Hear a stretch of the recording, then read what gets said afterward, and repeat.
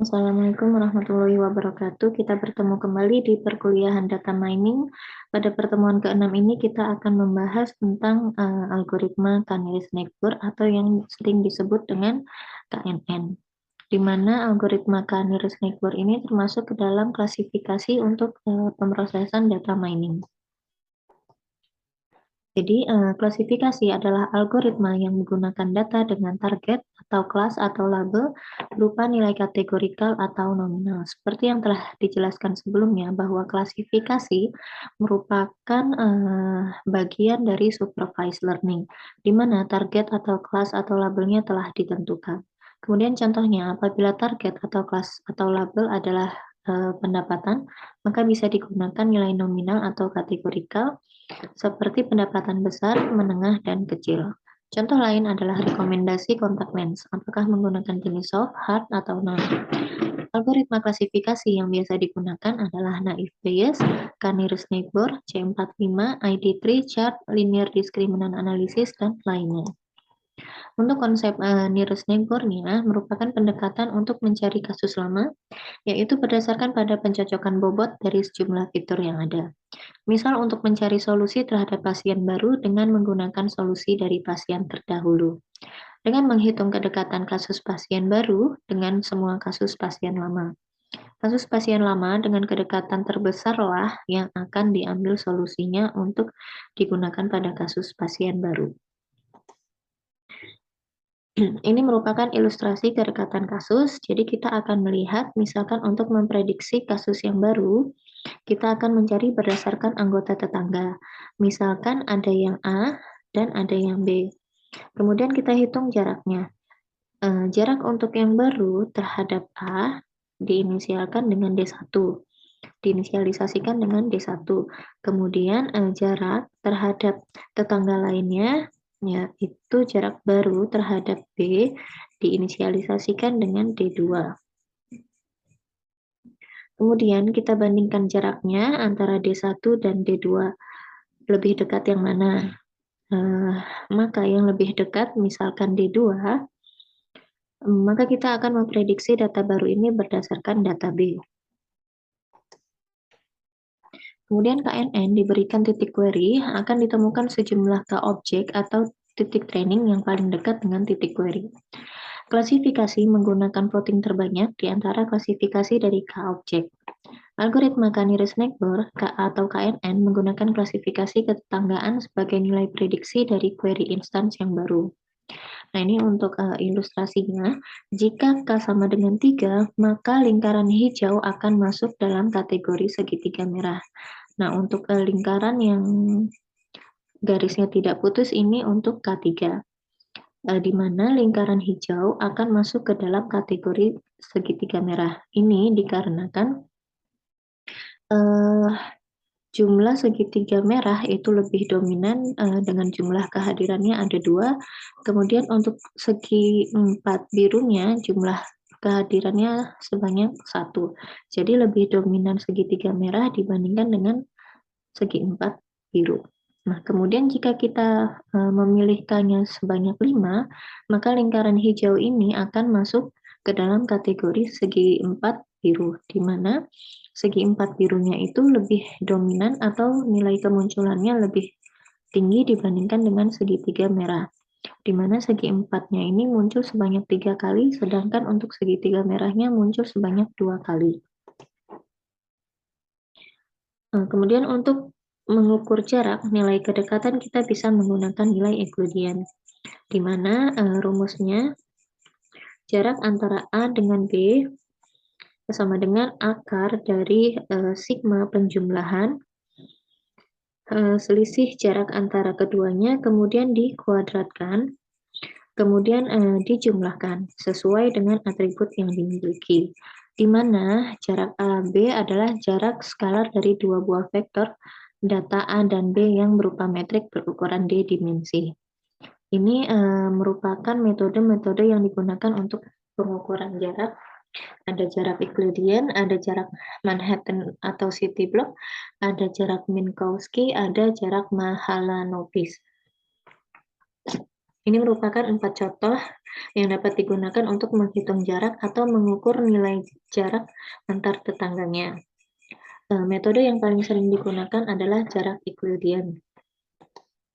Kemudian untuk kelebihan dan kekurangan k-nearest neighbor atau KNN, kelebihannya yang pertama adalah simple, kemudian efektif jika data besar, kemudian intuitif, performa cukup baik, tahan terhadap data training yang noisy.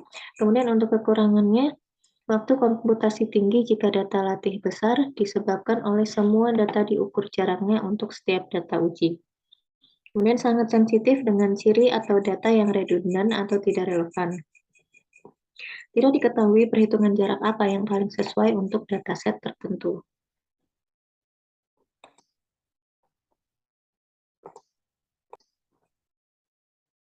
Untuk algoritma KNN-nya, jadi yang pertama menentukan parameter K atau jumlah tetangga paling dekat.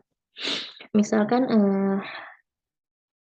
K-nya berupa 3, 5, atau 7, dan seterusnya, itu berdasarkan kelas atau labelnya. Kemudian yang kedua, menghitung kuadrat jarak Euclidean objek terhadap data training yang diberikan. Misalkan menggunakan Euclidean distance, maka jaraknya kita hitung dengan menggunakan Euclidean distance. Kemudian yang ketiga, mengurutkan hasil nomor 2 secara ascending, kemudian mengumpulkan kategori Y atau klasifikasi nearest neighbor berdasarkan nilai K, kemudian selanjutnya dengan menggunakan kategori nearest neighbor yang paling mayoritas maka dapat diprediksikan sebagai objek. Nah, ini di sini terdapat contoh kasus dengan K-nya telah ditentukan bernilai 4. Jadi terdapat beberapa data yang berhasil dari survei kuesioner tentang klasifikasi kualitas kertas tisu, apakah baik atau jelek. Dengan objek training menggunakan 2 atribut yaitu daya tahan terhadap asam dan kekuatan. Dengan menggunakan K-nya sama dengan 4. Jadi X1 itu untuk menginisialisasikan daya tahan asam per detik, kemudian untuk yang S2-nya menginisialisasikan kekuatan, kemudian untuk Y-nya sama dengan klasifikasi. Kemudian akan diproduksilah kembali kertas tisu dengan atribut X1-nya sama dengan 7 dan X2-nya sama dengan 4. Maka dapat diklasifikasikan kertas tisu tersebut termasuk ke dalam kategori baik ataukah jelek. Kemudian untuk langkah pertamanya adalah kita menghitung jaraknya. Kalau untuk Euclidean distance, maka akar dari selisih kuadrat, jaraknya kemudian dijumlahkan.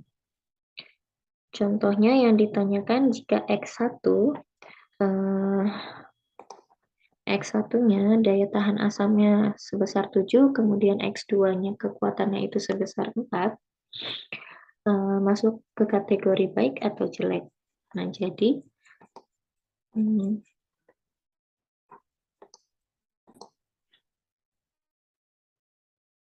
data training dikurang dengan data testing, jadi 8 dikurang X1-nya tadi yang ditanyakan adalah 7, jadi 8 dikurang 7, kemudian hasilnya dikuadratkan dan ditambahkan dengan X2 data training, ini sebesar 4, kemudian testingnya 4, ini 4, maka 4 kurang 4, kemudian hasilnya dikuadratkan.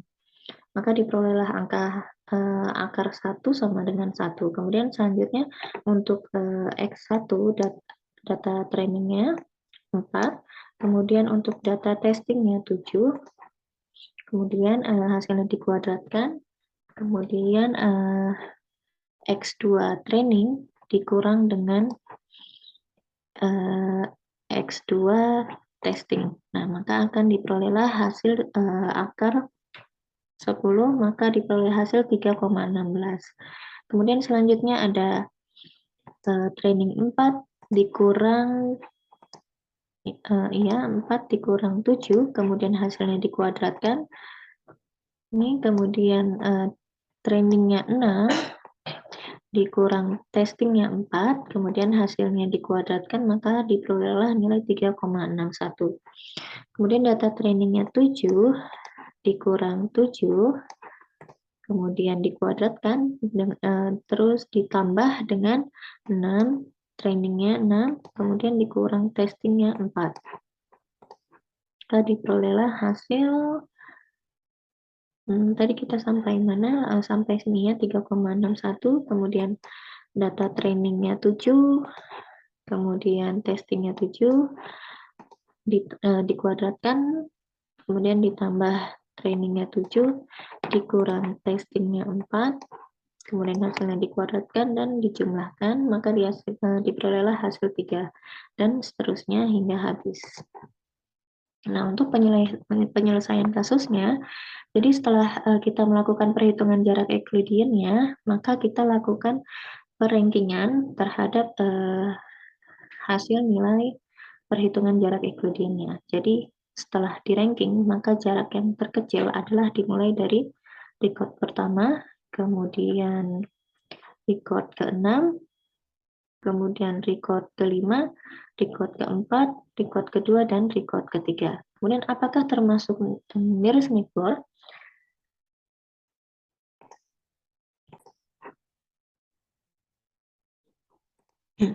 Karena K-nya sudah ditentukan sebesar 4, maka yang termasuk nearest neighbor adalah yang